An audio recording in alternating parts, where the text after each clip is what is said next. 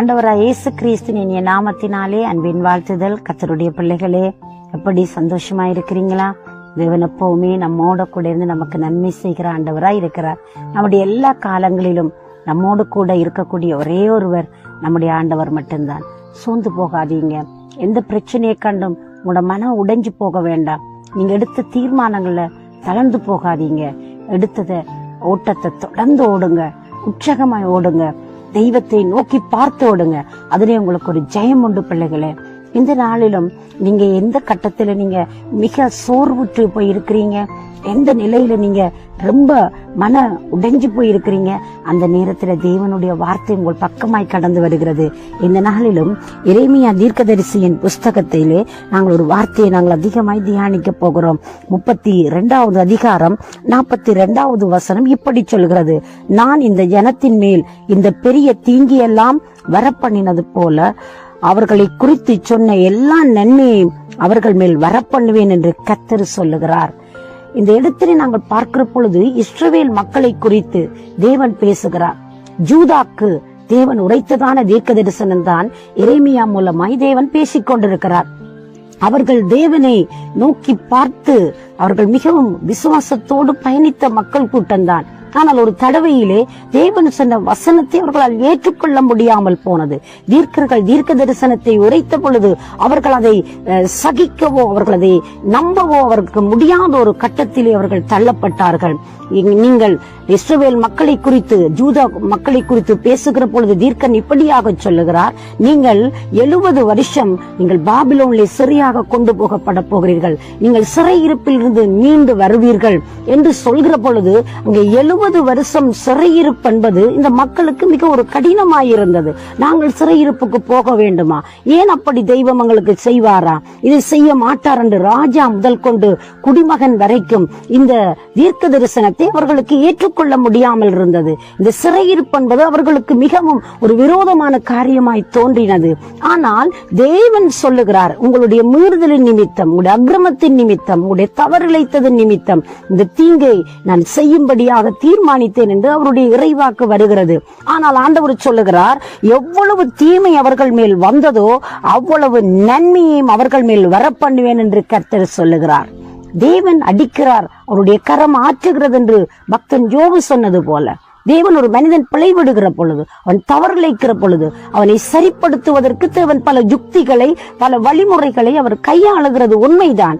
ஆனால் அந்த மனிதனை அப்படியே விட்டுவிட மாட்டார். ஏனென்றால் அவருடைய சொந்த ரத்தத்தினால் அவர் சுவீகரித்த மக்கள் கூட்டம், அவருடைய சொந்த ரத்தத்தினால் மீட்கப்பட்ட ஜனங்கள். எந்த ஜனங்கள் அவதூறு பண்ணினார்களோ, எந்த ஜனங்கள் அவமானப்படுத்தினார்களோ அந்த மக்களுக்காகவே அவர் தன்னை தாழ்த்தி இந்த பூவுலகத்திற்கு வந்த தெய்வமாய் இருக்கிறார். எனக்கு அன்பானவர்களே, இந்த நாளிலே கூட என் தேவ ஜனங்களே, இந்த வசனத்தை கேட்கிறீங்களா?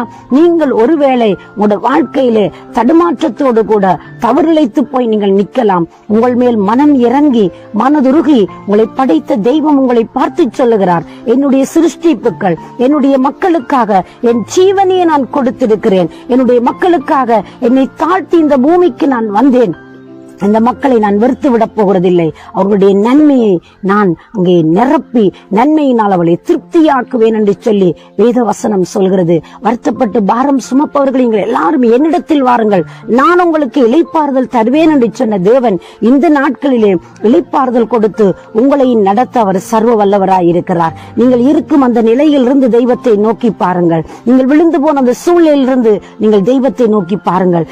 மனிதன் விழுவதற்கு 2 விடயம் மிக முக்கியமானதா இருக்கிறது. ஒன்று, அவருடைய வாழ்க்கையிலே அவன் தவறிழைக்கிறதான பாவம் என்று சொல்லப்படுகிறது. இன்னொன்று, பாரம் என்கிற சுமை, பாடுகள் என்கிற அந்த வேதனை அவர்களை படைத்த கடவுளிடத்திலிருந்து பிரித்து விடுகிறது. இந்த 2ல் ஏதோ ஒன்றினால் நீங்கள் பிரிக்கப்பட்ட நிலையிலே இருக்கலாம். தேவன் செய்த உங்களுக்கு சில வேளையிலே தவறிழைத்ததை போன்று உங்களுக்கு தோன்றி இருக்கலாம். ஆனால் தேவன் அப்படி செய்வது அல்ல.